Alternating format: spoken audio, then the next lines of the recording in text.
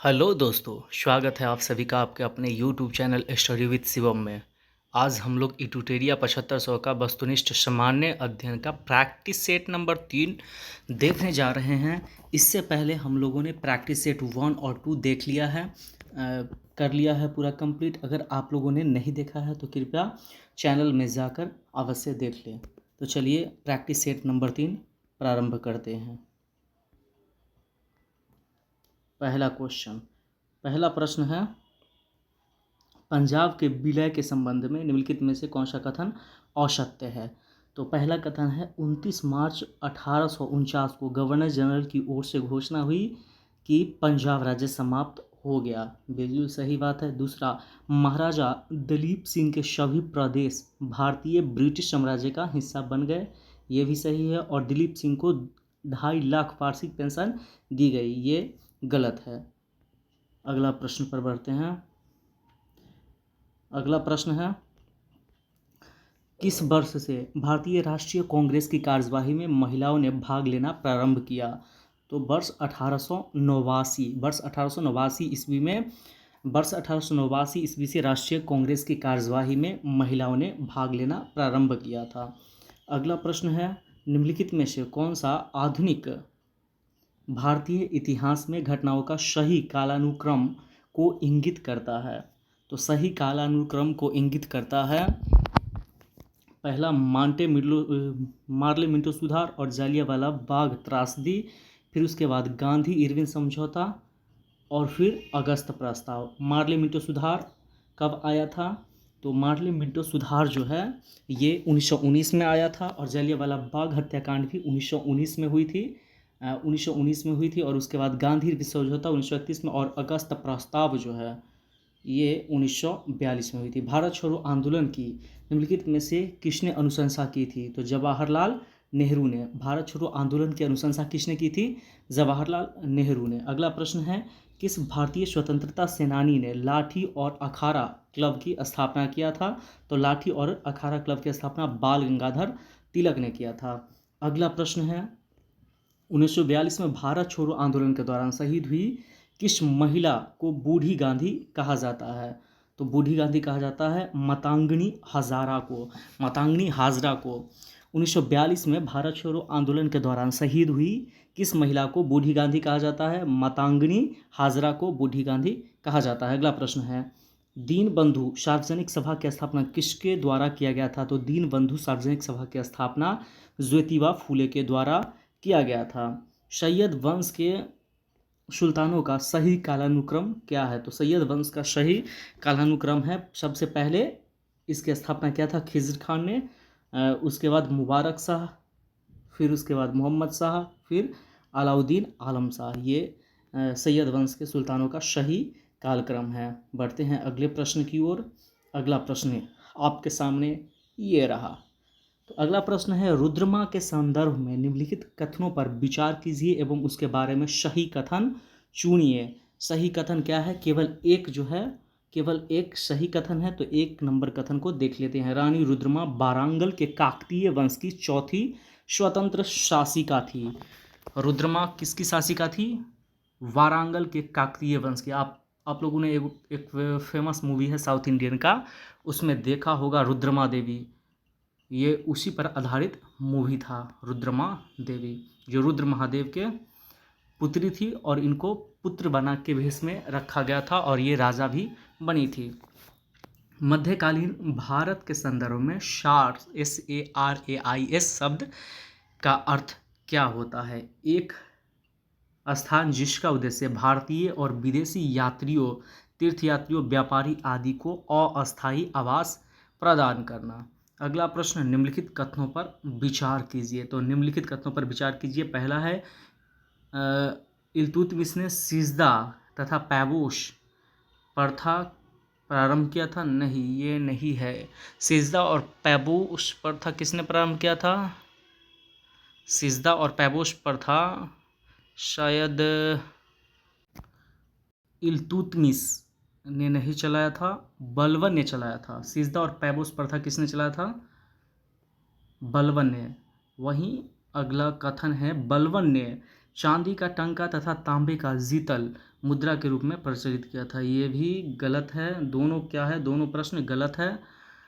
बलबन ने नहीं, इल्तुतमिश ने चांदी का टंका और तांबे का जीतल चलाया था, और वहीं बलबन ने सिजदा और पैबोस प्रथा प्रारंभ किया था। अगला प्रश्न देखते हैं, निम्नलिखित में से कौन गुप्तकालीन प्रशासनिक विभाजन का सही क्रम है? सही क्रम क्या है? सबसे पहले सबसे छोटा हुआ करता था ग्राम, फिर उसके बाद वीथी, फिर विषय और फिर भुक्ति हुआ करता था। अगला प्रश्न, निम्नलिखित में से कौन सा मंदिर वास्तुकला की वेसर शैली का उदाहरण है? होयसल मंदिर जो है कर्नाटक में, होयसल मंदिर कहाँ है? कर्नाटक में है। यह वास्तुकला के वेसर शैली का उदाहरण है। अगला प्रश्न, प्राचीन भारत के इतिहास के संदर्भ में भवभूति, हस्तिमल तथा क्षेमेश्वर क्यों प्रसिद्ध है? ये सब क्या थे? नाटककार थे। भवभूति, हस्तिमल तथा क्षेमेश्वर ये सब नाटककार थे। भारतीय संविधान की प्रस्तावना में उल्लिखित सही कर्म क्या है? तो सही क्रम है संपूर्ण प्रभुत्व संपन्न, समाजवादी, पंथ निरपेक्ष, लोकतंत्रात्मक।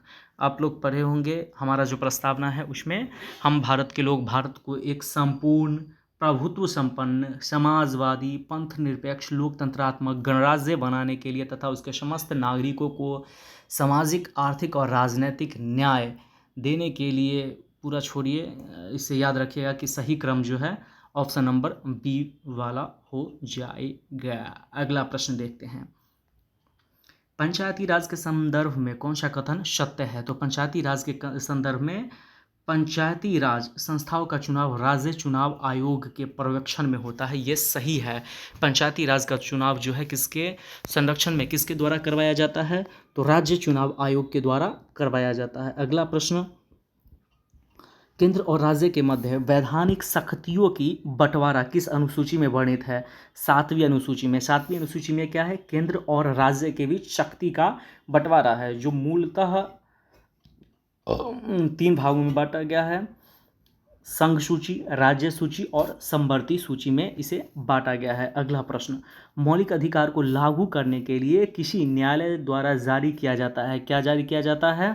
समादेश। इसी को परमादेश भी कहा, इसी को रीट भी कहा जाता है। किसके द्वारा जारी किया जाता है? न्यायालय के द्वारा, सर्वोच्च न्यायालय और उच्च न्यायालय के द्वारा जारी किया जाता है। अगला प्रश्न, प्राकृतिक पर्यावरण की रक्षा के लिए किस प्रकार का संवैधानिक अधिकार है? तो प्राकृतिक पर्यावरण की रक्षा जो है एक प्रकार का मौलिक कर्तव्य है, हम सभी भारतीयों का मौलिक कर्तव्य है कि हम लोग प्राकृतिक पर्यावरण की रक्षा करें। अगला प्रश्न है, भारत ध्वज संहिता के प्रावधानों के अनुसार भारतीय निकाय के मानकों को लागू करने के लिए निम्नलिखित निकायों में से कौन सा प्रभारी है? तो भारतीय मानक ब्यूरो जो है सही आंसर हो जाएगा। अगला प्रश्न, निम्नलिखित 4 युग्म दिए गए हैं, इनमें सही सुमेलित नहीं है, उसको छांटना है। तो सही सुमेलित कौन कौन है? पहला है शुष्क वन अनुसंधान संस्थान, इसका मुख्यालय कहाँ है? जोधपुर में, बिल्कुल सही है। हिमालयन वन अनुसंधान संस्थान देहरादून दिया गया था, जो गलत है, इसका सही आंसर हो जाएगा शिमला। अगला है वर्षा वन अनुसंधान संस्थान जोरहाट, ये बिल्कुल सही है। उष्णकटिबंधीय वन अनुसंधान संस्थान जबलपुर में है। एक बार पुनः इसको देख लेते हैं, शुष्क वन अनुसंधान संस्थान जोधपुर में, हिमालयन वन अनुसंधान संस्थान शिमला में, वर्षा वन अनुसंधान संस्थान जोरहाट में, उष्णकटिबंधीय वन अनुसंधान संस्थान जबलपुर में स्थित है। अगला प्रश्न, भारत में कोयला खनन की महत्वपूर्ण घटना पर विचार कीजिए तथा इसे सही कालानुक्रम में व्यवस्थित कीजिए। तो इसमें हम लोग देख लेते हैं कि कौन सा घटना कब हुआ था। पहला है रानीगंज में कोयले का प्रथम उत्पादन कब हुआ था? तो 1774 से। रानीगंज में कोयले का प्रथम उत्पादन कब से प्रारंभ हुआ? 1774 से। कोल इंडिया लिमिटेड की स्थापना 1975 में। कोल इंडिया लिमिटेड की स्थापना कब की गई? 1975 में। कोयला खदानों का राष्ट्रीयकरण 1973 में हुआ और राष्ट्रीय कोयला विकास निगम की स्थापना 1956 में किया गया था। एक बार पुनः देख लेते हैं, रानीगंज में कोयले का प्रथम उत्पादन 1974 में हुआ, कोल इंडिया लिमिटेड की स्थापना 1975 में, कोयले खदान का राष्ट्रीयकरण 1973 में, राष्ट्रीय कोयला विकास निगम की स्थापना 1956 में किया गया। अगला प्रश्न है, भारत का कौन सा राज्य चूना पत्थर, जिप्सम, नमक और जस्ता के भंडारण के लिए प्रसिद्ध है? तो राजस्थान जो है जिप्सम, नमक, जस्ता इन सभी के भंडारण के लिए प्रसिद्ध है। अगला प्रश्न है, भारत की जनगणना के अनुसार भारत का नगरीय जनसंख्या प्रतिशत क्या है? तो नगरीय जनसंख्या प्रतिशत है 31.2%, यानी कि भारत की संपूर्ण जनसंख्या का 31.2% जो है वह शहर में निवास करती है। अगला प्रश्न है, नैनो टेक्नोलॉजी का जनक किसे कहा जाता है? तो नैनो टेक्नोलॉजी का जनक रिचर्ड फेनमैन को कहा जाता है। अगला प्रश्न, निम्नलिखित में से रॉकेट किस सिद्धांत पर कार्य करता है? तो रॉकेट जो कार्य करता है वह रेखीय गति का संरक्षण के सिद्धांत पर कार्य करता है। रॉकेट किस गति के सिद्धांत पर कार्य करता है? रेखीय गति के संरक्षण के सिद्धांत पर कार्य करता है। इको साउंडिंग का प्रयोग होता है, तो इको साउंडिंग का प्रयोग जो है समुद्र की गहराई को मापने के लिए किया जाता है। इको साउंडिंग का प्रयोग कहाँ किया जाता है? समुद्र की गहराई को मापने के लिए किया जाता है। अगला प्रश्न है, सोलर सेल किसके बने होते हैं? तो सोलर सेल जो है अर्धचालक के बने होते हैं। सोलर सेल में जो है मुख्य रूप से सिलिकॉन का प्रयोग किया जाता है, जो क्या है, एक तरह का सिलिकॉन जो है अर्धचालक है। अगला प्रश्न, ऐसी वर्षा जिसमें सल्फ्यूरिक एसिड या नाइट्रिक एसिड के घटक शामिल होते हैं और इसका पीएच मान 4.5 से कम होता है, क्या कहलाती है? अम्ल वर्षा। तो अम्ल वर्षा में क्या होता है? सल्फ्यूरिक एसिड या नाइट्रिक एसिड के घटक शामिल होते हैं। अगला प्रश्न है, जहरीली गैस को खत्म करने के लिए उत्प्रेरक रूपांतरणों में निम्नलिखित में से किस धातु का उपयोग उत्प्रेरक के रूप में किया जाता है? तो उत्प्रेरक के रूप में रेहोडियम का प्रयोग किया जाता है, जिसकी परमाणु संख्या 45 है। अगला प्रश्न है, सूक्ष्म पोषक जो शर्करा के परिवहन Ca++ के उपयोग और कोशिका विभाजन में महत्वपूर्ण है, वह क्या है? फास्फोरस है। अगला प्रश्न है, किस खाद्य पदार्थों में सभी आवश्यक एमिनो अम्ल पाए जाते हैं? तो सभी एमिनो अम्ल पाए जाते हैं अंडा में। सभी एमिनो अम्ल किस में पाए जाते हैं? अंडा में पाया जाता है। निम्नलिखित युग्मों में कौन एक सुमेलित नहीं है?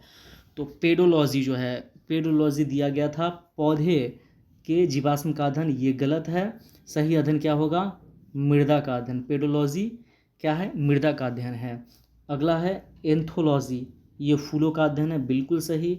एंटोमोलॉजी जंतु विज्ञान की शाखा है जिसमें कीटों का अध्ययन किया जाता है, ये भी सही है। ट्रोफोलॉजी क्या है? पोषण का अध्ययन है, ये भी बिल्कुल सही है। अगला प्रश्न है, किस शैवाल से आयोडीन प्राप्त होता है? तो शैवाल जो है वह लैमिनेरिया से प्राप्त, लैमिनेरिया नामक शैवाल से जो है आयोडीन प्राप्त होता है। अगला प्रश्न है, निम्नलिखित में से कौन सा धातु अम्ल से अभिक्रिया करके आसानी से हाइड्रोजन गैस विस्थापित करता है? तो मैग्नीशियम जो है धातु अम्ल से अभिक्रिया करके आसानी से हाइड्रोजन गैस विस्थापित करता है। अगला प्रश्न है, हरिगोविंद खुराना को किस आविष्कार के लिए सम्मानित किया गया? तो हरिगोविंद खुराना को जो है प्रोटीन के संश्लेषण के लिए हरिगोविंद खुराना को सम्मानित किया गया था। अगला प्रश्न है, निम्नलिखित में से कौन सा पौधा कीट पकड़ता है? तो नेपेंथिस जो है कीट पकड़ता है। नेपेंथिस पौधा जो है कीट पकड़ने वाली पौधा है। अगला प्रश्न, निम्नलिखित में से किस विटामिन की कमी से सीलियक रोग हो जाता है? तो विटामिन B12 की कमी से जो है सीलियक रोग हो जाता है। विटामिन B12 की कमी से क्या हो जाता है? सीलियक रोग हो जाता है। विटामिन B12 को क्या कहा जाता है? साइनोकोबालमिन भी कहा जाता है, क्योंकि इसमें कोबाल्ट अवेलेबल होता है। अगला प्रश्न देखते हैं, 38 नंबर, कोशिकाओं में मौजूद जेली जैसी तरल पदार्थ क्या कहलाता है? तो जेली जैसी तरल पदार्थ क्या कहलाता है? कोशिका द्रव्य कहलाता है। जेली जैसी पदार्थ को क्या कहते हैं? कोशिका द्रव्य। कोशिकाओं में मौजूद जेली जैसी पदार्थ को कोशिका द्रव्य कहा जाता है, साइटोप्लाज्म कहा जाता है। अगला प्रश्न है, पादपों की विभिन्न प्रजातियों की दीर्घकालीन संरक्षण की तकनीक कौन सी है? In vitro gene bank. पर्यावरण निस्पंदन सूचकांक सर्वप्रथम कब जारी किया गया था? तो पर्यावरण निस्पंदन सूचकांक सर्वप्रथम 2002 ईस्वी में जारी किया गया। अगला प्रश्न है, बढ़ती शहरी रोजगार के प्रक्षेपण में ग्रामीण शहरी पलायन से संबंधित विरोधाभास की निम्नलिखित में से कौन सा मॉडल व्याख्या करता है? तो हैरिस टोड्रो मॉडल जो है बढ़ती शहरी रोजगार के प्रक्षेप्य में ग्रामीण शहरी पलायन से संबंधित विरोधाभासों की मॉडल व्याख्या करता है। अगला प्रश्न मिलान करने वाला है, तो देखते हैं क्या क्या है। मधुबनी चित्रकला, तो मधुबनी चित्रकला जो है कहाँ से संबंधित है? आप लोग सभी जानते हैं कि मधुबनी चित्रकला जो है हमारे बिहार से संबंधित है। अगला है लेपाक्षी, लेपाक्षी कहाँ से संबंधित है? आंध्र प्रदेश से। उसके बाद पट्टचित्र उड़ीसा से संबंधित है, वही वारली जो है महाराष्ट्र से संबंधित है। एक बार पुनः इसको रिवीजन करते हैं। मधुबनी चित्रकला बिहार से संबंधित है, लेपाक्षी आंध्र प्रदेश से, पट्टचित्र उड़ीसा से और वारली जो है आंध्र प्रदेश से संबंधित है। अगला प्रश्न आपके सामने ये रहा। फिलिप्स वक्र किसके मध्य संबंध दर्शाता है? तो फिलिप्स वक्र जो है मुद्रास्फीति और बेरोजगारी के मध्य संबंध को दर्शाता है। फिलिप्स वक्र बेरोजगारी और मुद्रास्फीति के बीच संबंध दर्शाता है। अगला मिलान करना है किससे? कोयला आधारित बिजली संयंत्र और राज्य, मतलब कि निम्नलिखित कोयला आधारित बिजली संयंत्र किस राज्य में अवस्थित है, ये मिलान करना है। पहला है कहलगांव, कहलगांव कहाँ अवस्थित है? कहलगांव बिहार के भागलपुर में अवस्थित है। वहीं खरगोन मध्य प्रदेश में है। खरगोन कहाँ है? मध्य प्रदेश में। कोरबा है छत्तीसगढ़ में और कुडगी कहाँ है? कर्नाटक में है। अगला प्रश्न, निम्नलिखित में से कौन सा जोरा सुमेलित नहीं है? सुमेलित नहीं है, तो एडम स्मिथ की पुस्तक है वेल्थ ऑफ नेशन, बिल्कुल सही है। जे.एम. किन्स ने journal theory of employment interest and money, ये भी सही है। गुनार मिडल का पुस्तक है एशियन ड्रामा, ये भी सही है। और कार्ल मार्क्स का जो पुस्तक दिया गया था ये गलत था, इसमें सही आंसर होगा डेविड रिकॉर्डो का पुस्तक है principles of political economy and taxation. अगला प्रश्न है AFSPA पहली बार कहाँ लगाया गया था? तो 7 पूर्वोत्तर राज्य में, जिसको 7 सिस्टर्स कहा जाता है, इसमें सबसे पहले ASPA पहली बार लगाया गया था। मोर भारत का राष्ट्रीय पक्षी कब घोषित हुआ? तो मोर जो है भारत का राष्ट्रीय पक्षी 1963 ईस्वी में घोषित किया गया था। अगला प्रश्न है भारतीय मुद्रा बाजार के अंतर्गत निम्नलिखित में से कौन शामिल नहीं है? तो भारतीय मुद्रा बाजार के अंतर्गत सहकारी बैंक शामिल है, वाणिज्यिक पत्र शामिल है और ट्रेजरी बिल शामिल है, जबकि भारतीय औद्योगिक विकास बैंक शामिल नहीं है। अगला प्रश्न है पोचम मल्ली किसके लिए प्रसिद्ध है? तो पोचम मल्ली जो है बुनाई के लिए प्रसिद्ध है। पोचम मल्ली किसके लिए प्रसिद्ध है? बुनाई के लिए प्रसिद्ध है। तो चलिए दोस्तों, आज का सेट नंबर 3 समाप्त हुआ। आशा करता हूँ कि आप सभी लोगों को अच्छा लगा होगा। आप लोग को जैसा भी लगे, आप जहाँ से देख रहे हैं कृपया कमेंट करके बताएं। आप सभी को वीडियो देखने के लिए बहुत बहुत धन्यवाद। आपका दिन शुभ हो। जय हिंद, जय भारत।